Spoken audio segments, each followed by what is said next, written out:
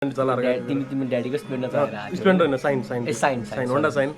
main काण्ड related भनेको चाहिँ यो होन्डा साइनसँग रिलेटेड ठुलो हेलमेट नलाइ पनि जान लाग्थेँ म हैन हेलमेट नलाइ पनि जान लाग्थेँ अनि त्यहाँ मान्छेहरूले के भन्यो भने मैले 2 सुल्टी हानेर म उठे अरे है मलाई थाहा छैन यहाँ भरि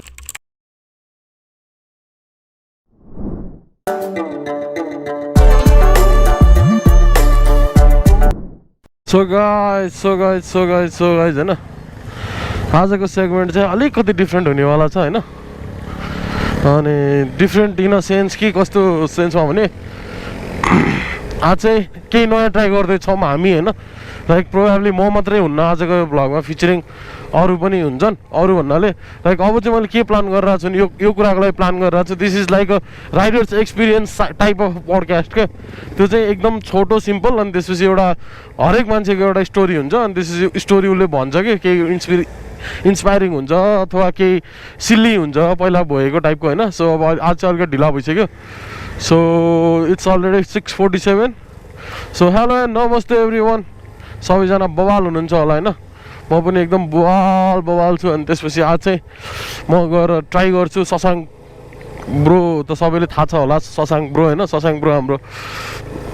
रोयल इनफिल्ड मेटेयरवाला अनि एक्सआरवाला पनि अनि सबैवाला भनौँ होइन जस he is one of my good friend अनि त्यसपछि मेरो साथीहरू सबैजना भ्लगर नभए नि सबैजना राइडर त छन् नि त अलमोस्ट भनौँ होइन सबैजना भनेर सबैजना नहुनसक्छ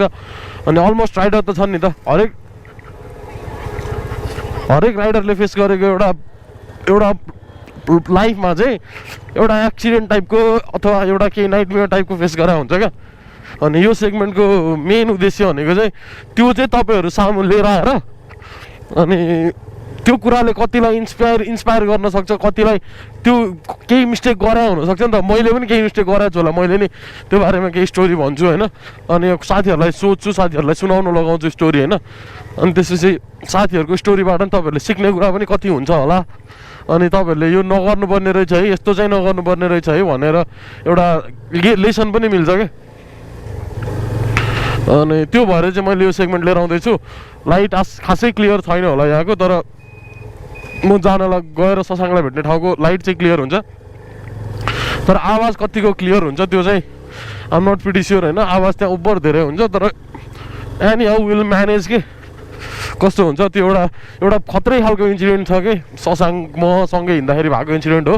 अनि त्यो इन्सिडेन्टको बारेमा चाहिँ म शशाङ्कलाई एक्सप्लेन गर्न लाउँछु अनि मेरो पनि केही एक्सपिरियन्स छ त्यो कुरामा त्यो पनि म सेयर गर्छु अनि त्यसमा पनि तपाईँहरूले सिक्ने कुराहरू धेरै पाउन सक्नुहुन्छ सो फोन गरिसक्यो जस्तो साथीले आइ एम गोइङ देयर हेर है त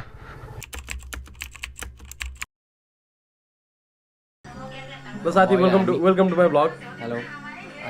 अब this one is Shashank Dhungana तपाईँहरूलाई थाहा छँदैछ आजको टपिक भनेको चाहिँ मैले अघि नै तपाईँहरूलाई आउँदा भिडियोमा भनेको थिएन हामी चाहिँ दुध चिया खाँदैछौँ होइन milk tea is injurious to health in terms of gastric होइन तर चियर्स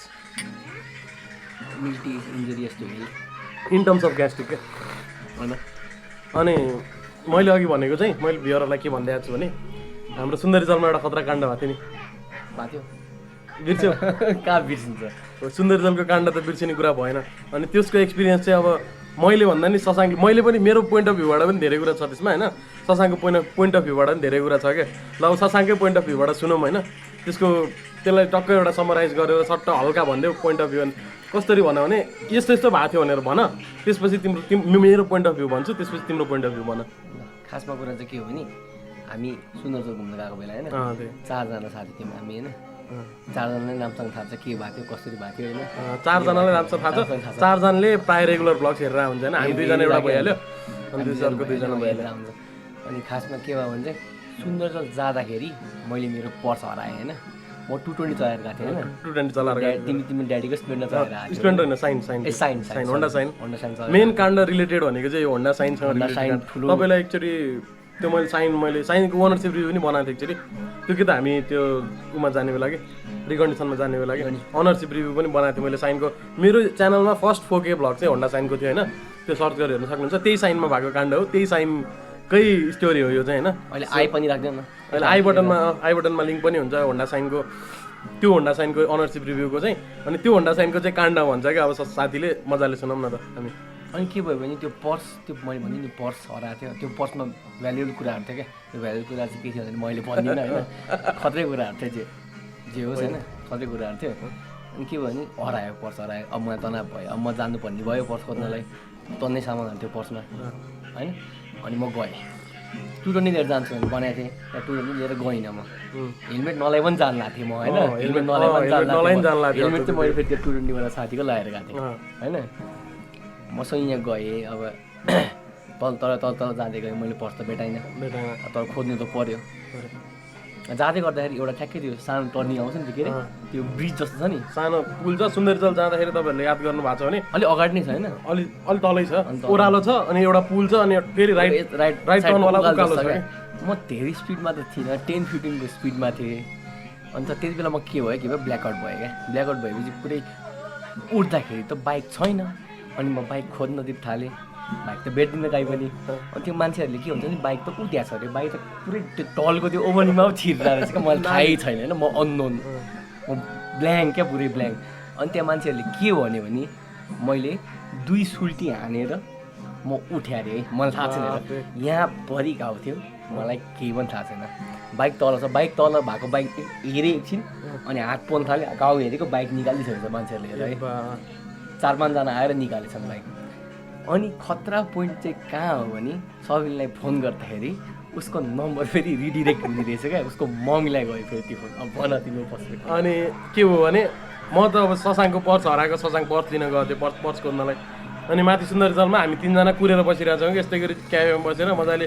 चिया इन्जोय गरिरहेको थियौँ होइन प्यानिक त सबैजना प्यानिक थियौँ पर्स हराएको भएर पर्समा भ्यालुएबल डकुमेन्टहरू थियो होइन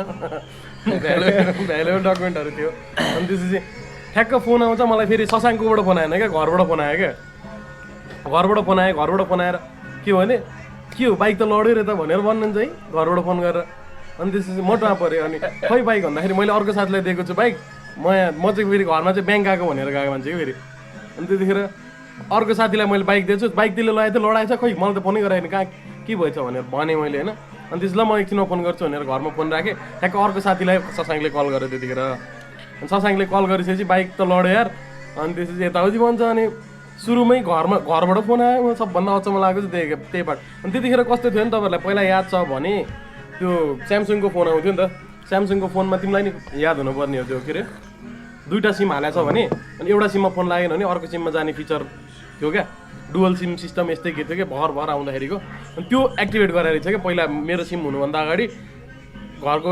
फोनमा चाहिँ त्यो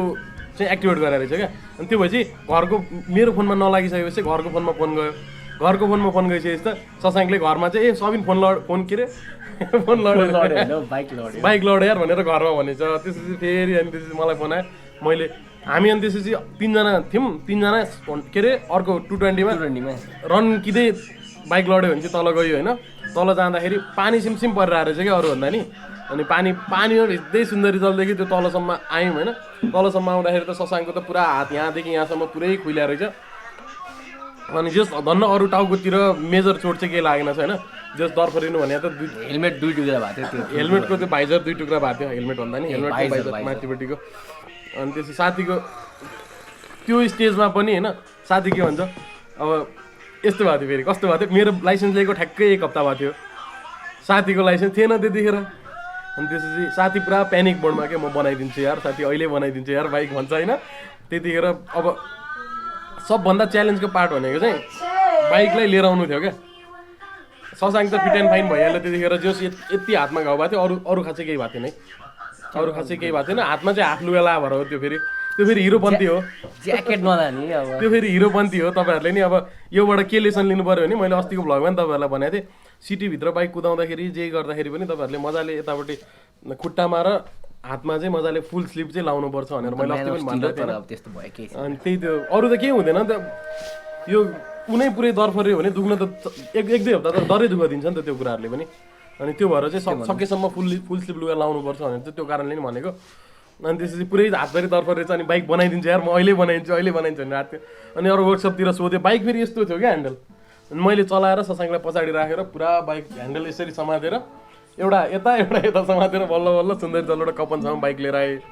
अनि त्यहाँबाट कस्तो भएछ नि त्यो अगाडि नि त कुरा छ नि त्यो मेडिकलमा गयो नि त त्यो कहाँ गरे काठमाडौँको मेडिकल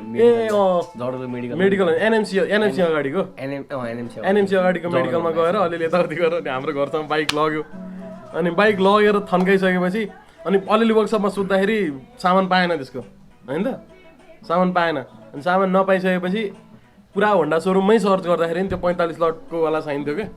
अनि 45 लटको वाला साइनको त सामान पाउँदैन रहेछ त्यतिखेर इन्डियाबाट सामान मगाएर 1.5 महिनापछि बाइक बनाएको बल्ल त्यतिखेरको त्यो प्यानिक मोड याद आउँछ त्यतिखेर त्यो लेभलको प्यानिक भइएको थियो होइन अहिले सोच्दाखेरि तपाईँहरूलाई एउटा इन्सपिरेसनल स्टोरी पनि भयो कि हुन्छ नि अब तपाईँहरूले अब डकुमेन्टहरू राम्रोसँग राख्नु पऱ्यो पर्छ अब एउटा पोइन्ट लिने अब तिम्रो पोइन्ट अफ भ्यू के छ त यो कुराहरूमा कि कतिको गाह्रो भयो त्यो कुराहरूले घाउहरूले अथवा त्यो कुराले पनि एउटा तिमीलाई मोटिभेट गर्यो नि त बाइकको लाइसेन्स निकाल्नुपर्छ लाइसेन्स ननिकाली कुदाउनु हुन्न भन्ने कुरा पनि हो त्यो कुरा त हो तर बाइकको लाइसेन्स लिन जाँदाखेरि मेरो ट्विन्सहरू धेरै भेट्यो यहाँ घाउ कसैको टाउकोमा घाउ कसैको कहाँ घाउ के मैले त भनेको थियो सबै कुराहरू अनि यो कुराबाट कन्क्लुजन ड्र्याग गर्नु पर्दाखेरि चाहिँ मैले चाहिँ के कन्क्लुजन ड्र्याग गर्छु भने यो कुराबाट चाहिँ 1 नम्बर भनेको तपाईँहरूले आफ्नो डकुमेन्टहरू पर्स वालेटहरू चाहिँ तपाईँहरूले राम्रोसँग राख्नु पऱ्यो कि होइन राम्रोसँग राखिसकेपछि त्यो नहराएको भए त्यति सबै टेन्सनै आउँदैन थियो नि त केही नै हुँदैन हो त्यो 1 नम्बर त्यसपछि अर्को कुरा भनेको लाइसेन्स नभइकन बाइक चलाउनु हुँदैन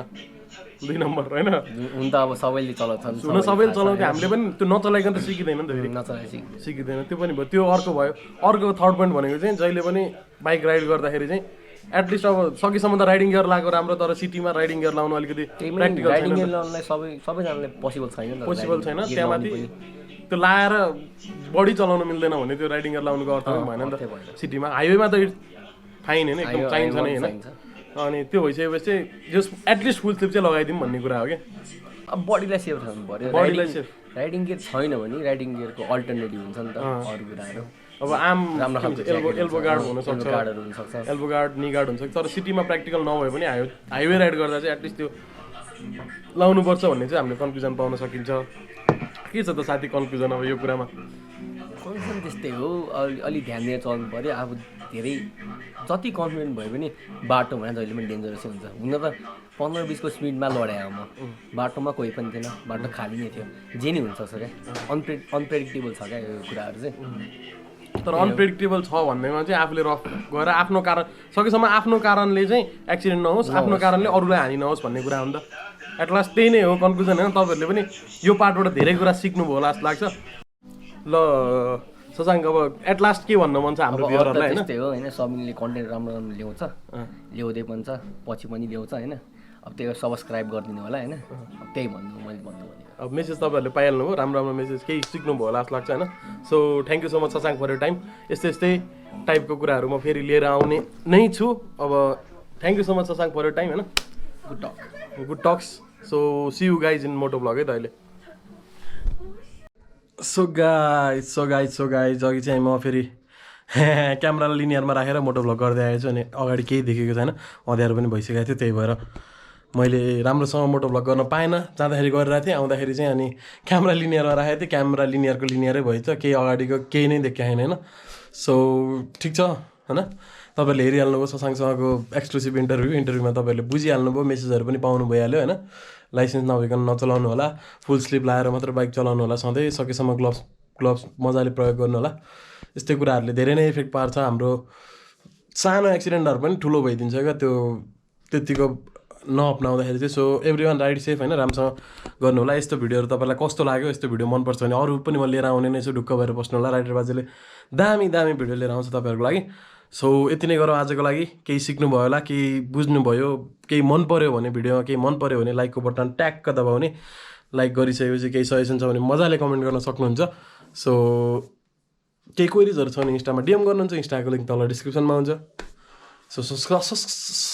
सब्सक्राइब गर्नुभएको छैन भने अझै सब्सक्राइब गरेर अलमा राख्नु होला अनि त्यसो भएपछि नोटिफिकेसन आउँछ तपाईँहरूलाई सो यति नै गरौँ आजको लागि that's it for today guys rider Baje signing off for now see you in the next video boom by